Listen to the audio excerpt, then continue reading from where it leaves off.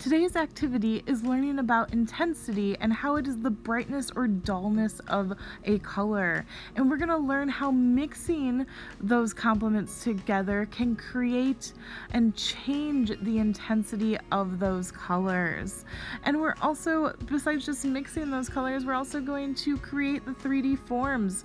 We're going to learn how to mix shades and tints to create a value scale and create the illusion of a three-dimensional form. But then we're also going to use complementary colors as well to create that same illusion of form by using a warm color, areas that pop out, and then cool colors in areas that recede back into space.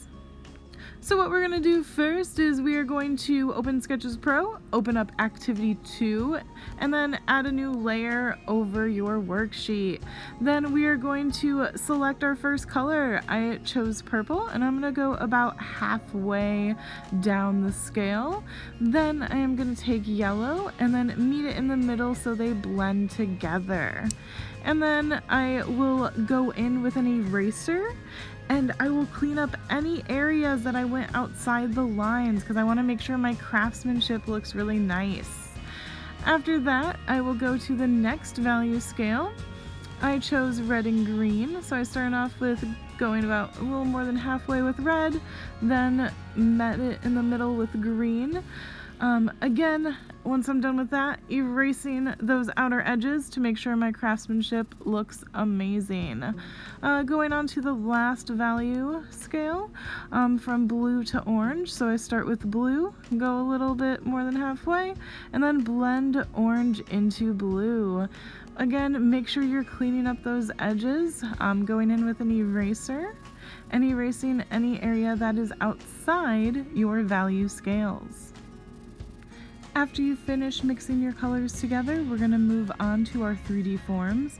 I decided to start with the complementary colors, and I chose yellow and purple. However, you are welcome to choose any pair of complementary colors that you wish. I layered yellow towards the top since yellow is our warm color and it's going to be closer to our light source, and then purple towards the bottom since it's our shadow farther away from our light source. Right here you can see I'm just cleaning up my edges. After I clean up my edges, I'm actually going to go in with the smudging tool, and I want to make that highlight fade more gradually into my yellow. I went back in with an eraser to make it even lighter and kept messing with it until it was nice and smooth and had a nice even value change. I also lost my reflective light, so I wanted to add some yellow towards the bottom. Again, I used the smudge tool to help smudge that down so it's not too bright. Here I'm actually adding a new layer for the cast shadow because anywhere that I go outside the lines, especially near my reflective light, I don't want to do that. So adding a new layer will make it easier when I go in to erase any of my mistakes and again cleaning up that craftsmanship. That's why digital painting is really nice in this regard, because look at anytime you make any little mistake, you can click the back arrow, you can erase. It's a lot more forgiving than actual painting, so this is good practice right now until we get into our painting units.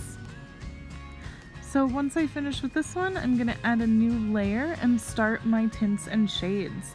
I decided to choose blue, and I'm switching from a lighter blue down to a more medium valued blue, and then into a darker blue. You'll notice that the watercolors mix nicely together, so that's why I chose the watercolor brush.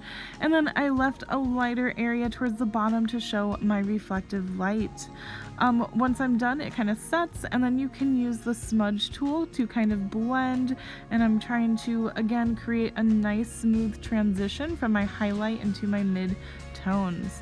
Afterwards, again, make sure you're cleaning up any edges that went outside the lines.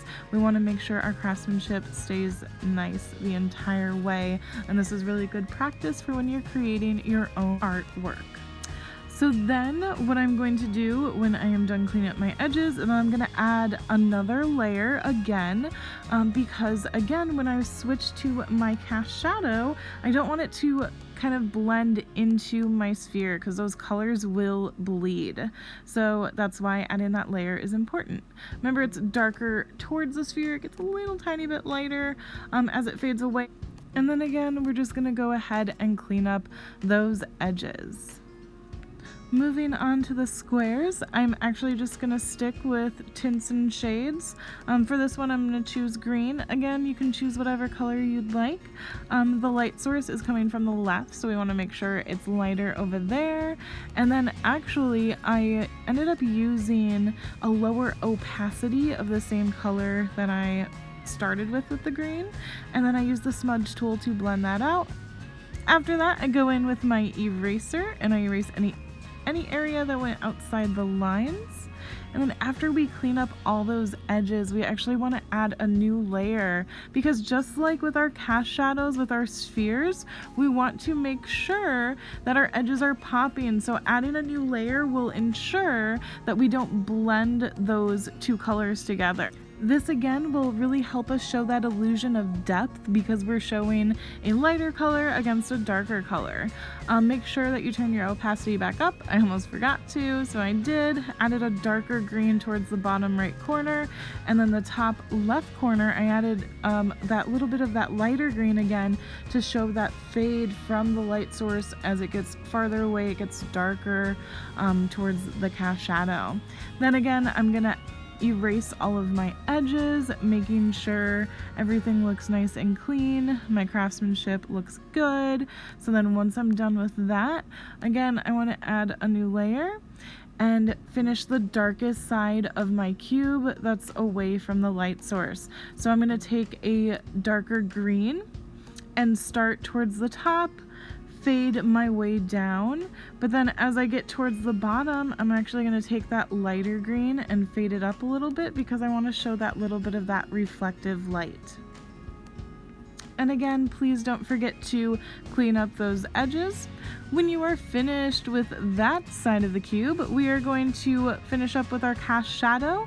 Make sure you again add another new layer, and you add some darker green in there. To get an even darker value, you hold on to the color and then it brings up the scale, and we can just bring it down and add an even darker green. Clean up those edges and let's finish the last cube. For the last cube, I decided to choose orange and blue complementary colors. And again, I started with orange, used a lower opacity of that same orange, and then faded it away. I also decided to add a lower opacity of blue towards the far right side to kind of just give a little bit more shadow as it's getting farther away from the light source to show that nice even transition of value. Then I'm going to add a new layer, and I'm going to start with orange towards the top left corner. And then I want to fade that all the way a little bit past halfway. And then I'm going to switch into a blue. And then I'm going to fade that blue into my orange and make sure those blend together to show a nice value scale from orange to blue. After you get those colors blended together how you like, then make sure that you go around your edges again, clean those up, make sure your craftsmanship is looking good. And then after you clean up those edges, you again want to add a new layer, and we're going to finish the darkest side of the cube. I'm going to continue with blue for the darkest side, and I want to layer it to make sure it's even darker. And then I'm actually going to add orange into it and then fade the blue down even further and just have the orange towards the bottom to act as that reflective light. Again, I want to push that blue slightly darker. When you're done with that, blend it together and erase anything that's outside of the lines. Then we're going to add our last layer. For this cast shadow, instead of just using the cool color, I wanted to see if adding orange into it would make the blue a little bit darker. I had to layer blue on top a little bit more, but I think it kind of did. So then I erased my lines and I finished. So make sure you save this to your device and then upload it on Seesaw for credit.